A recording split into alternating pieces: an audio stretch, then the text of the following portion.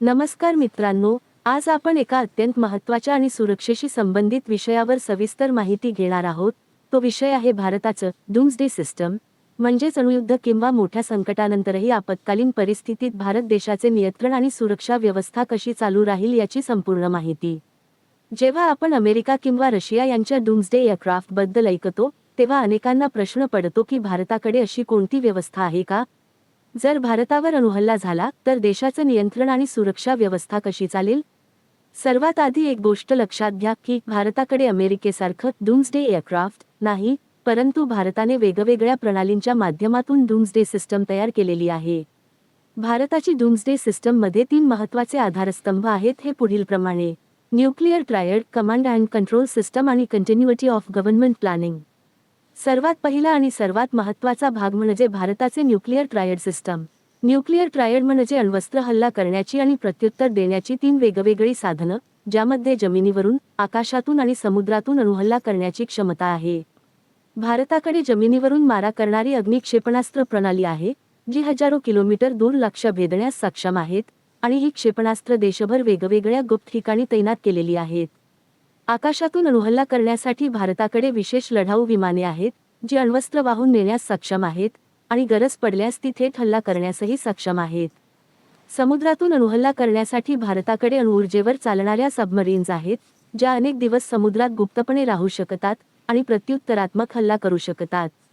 म्हणजेच भारतावर पहिला अणुहल्ला झाला तरी भारत पूर्णपणे निष्क्रिय होणे शक्य नाही, कारण भारताची डूम्सडे सिस्टम खूप सक्षम आहे.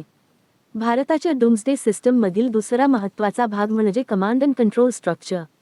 भारतामध्ये अण्वस्त्रांवरचा अंतिम निर्णय हा फक्त आणि फक्त नागरी नेतृत्वाकडे असतो, म्हणजेच पंतप्रधान आणि अधिकृत सरकारकडे, आणि यासाठी विशेष सुरक्षित कम्युनिकेशन सिस्टीम तयार करण्यात आली आहे. या सिस्टीममध्ये सामान्य मोबाईल नेटवर्क किंवा इंटरनेटचा वापर होत नाही, तर स्वतंत्र, एन्क्रिप्टेड आणि अत्यंत सुरक्षित कम्युनिकेशन सिस्टम वापरली जाते, जी युद्धाच्या परिस्थितीतही काम करते. भारताने देशभर अनेक सुरक्षित आणि गुप्त कमांड सेंटर्स तयार केले आहेत, जे जमिनीखाली आहेत आणि अणुहल्ल्याचा परिणाम सहन करण्यासाठी डिझाइन केलेले आहेत. जर एखादं कमांड सेंटर नष्ट झालं तरी दुसरं सेंटर त्वरित कार्यरत होतं, म्हणजेच संपूर्ण सिस्टीम कधीही एका ठिकाणी कंट्रोल होत नाही.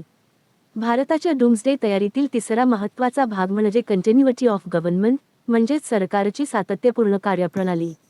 जर राजधानी दिल्लीवर मोठा हल्ला झाला तरी सरकार पूर्णपणे कोसळू नये, यासाठी पर्यायी ठिकाणं, पर्यायी नेतृत्व व्यवस्था आणि आपत्कालीन नियम आधीपासूनच तयार ठेवलेले आहेत. यामध्ये वरिष्ठ नेते, लष्करी अधिकारी आणि प्रशासन यांना सुरक्षित ठिकाणी हलवण्याची पूर्ण योजना समाविष्ट आहे. मित्रांनो, भारताकडे अमेरिकेसारखं डूम्सडे एअरक्राफ्ट नाही, पण भारताकडे हवाई कमांड पोस्ट म्हणून वापरली जाऊ शकणारी विमाने आणि प्रणाली आहेत, आणि त्याबद्दलची माहिती सुरक्षेच्या कारणामुळे उघड केली जात नाही. भारताची अणुनीती ही नो फर्स्ट यूजची आहे, म्हणजेच भारत पहिला अणुहल्ला कधीही करणार नाही, अशी आहे. पण जर भारतावर अणुहल्ला झाला तर भारताकडून अत्यंत कठोर आणि निर्णायक प्रत्युत्तर दिलं जाईल. हीच या संपूर्ण डूम्सडे सिस्टमची खरी ताकद आहे. आजच्या बदलत्या जागतिक परिस्थितीत, जिथे अण्वस्त्रांची संख्या वाढत आहे आणि देशांमधील तणाव वाढत चालला आहे, तिथे भारताचं डूम्सडे सिस्टम म्हणजे शांततेसाठी केलेली तयारी आहे, युद्धासाठीची धमकी नाही. थोडक्यात निष्कर्ष असा की भारताचं डूम्सडे सिस्टम हे एका विमानावर अवलंबून नसून अनेक गुप्त, मजबूत आणि विश्वासार्ह प्रणालींवर आधारित आहे, ज्यामुळे अत्यंत वाईट परिस्थितीतही भारत देश टिकून राहू शकतो. मित्रांनो, तुम्हाला जर हा व्हिडिओ आवडला असेल तर व्हिडिओला लाईक करा, शेअर करा आणि आमच्या YouTube चॅनेलला सबस्क्राईब करायला विसरू नका. धन्यवाद. जय हिंद.